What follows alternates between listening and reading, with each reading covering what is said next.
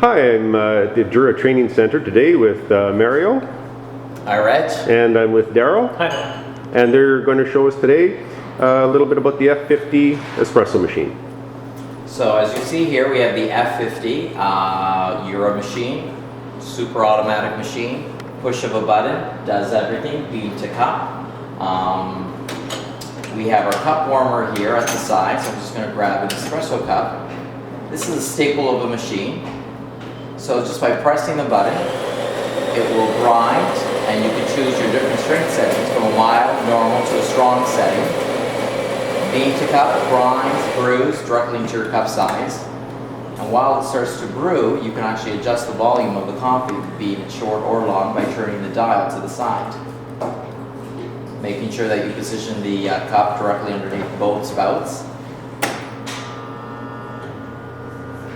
Produces a beautiful crema with the golden syrupy cream on top. And if you get a closer shot of that, there we go. We have a beautiful espresso. Daryl, would you like to make a cappuccino? Yeah, so as well as producing espresso or coffee products, we can also produce some specialty milk drinks with the machine. For example, a cappuccino or a latte. So by selecting our steam button here, the machine heats inside, heating the water inside to steam so that we can actually prepare a cappuccino or latte. We've got the F50 here, seen with our cool control, which actually chills the milk in the canister to the side. And then the milk is drawn in through the tube here, heated and frothed using this little frother here, and the milk's put straight into the cup beneath. So we'll grab a cup from our cup warmer. Now the machine indicates the steam is ready, you can open the tap here by turning the dial. And after a small amount of steam, the milk's drawn through, heated and frothed, and delivered straight to the cup with a really luxurious frothy milk. And you can also that dial on the frother.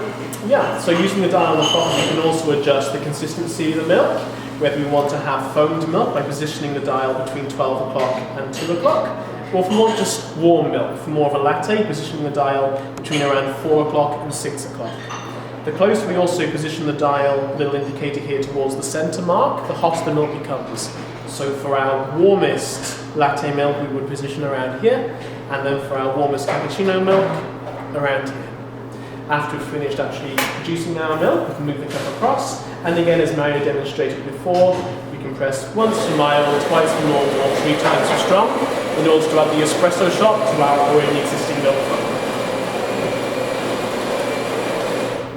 Well, once the espresso starts to brew, you can readjust the volume of the espresso just by turning the dial here. And indicated on the display, it shows that 30 mils of espresso will be coming out, which is ideal for a cappuccino of 6 ounces to 8 ounces. There we are. So a beautiful cappuccino. You sprinkle your chocolate or cinnamon on top. And there you go. And we have, or you can get a little bit more decorative with some chocolate syrup. Add that onto the top of your cappuccino. If you want to get a little bit creative with the stir stick, you can actually do little designs on it to give it that impressive look to it as well. A little bit of a latte art with it as well.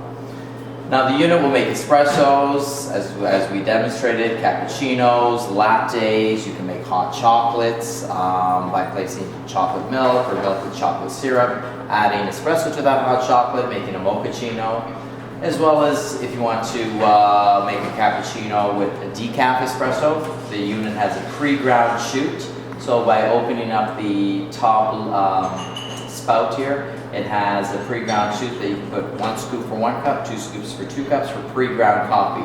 Again, be it espresso decaf, or you could utilize regular coffee for that matter there. Right now I didn't put anything in there, so the unit's asking me to add more powder.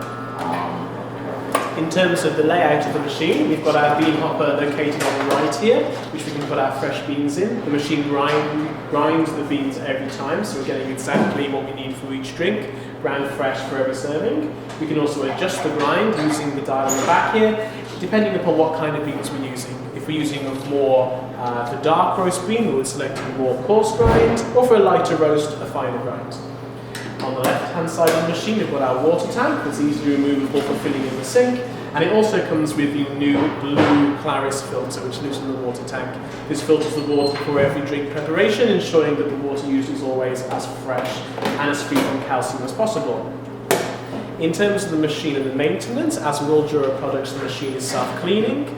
After you insert a cleaning tablet approximately every 200 cups, the machine takes about 10 minutes in order to clean itself.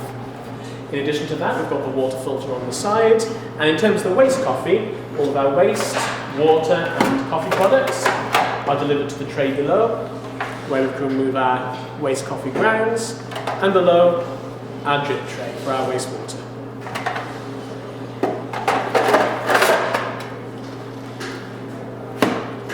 So the unit itself, it's a staple of a machine, quick, easy for all your beverages, bean to cup, does it all quickly and easily. First thing in the morning, the unit itself heats up less than a minute by turning it on. It takes about 50 seconds to heat up. Ready to produce all your beverages and specialty beverages. Again, with espressos, cappuccinos, lattes, Americanos. Your milk beverages there.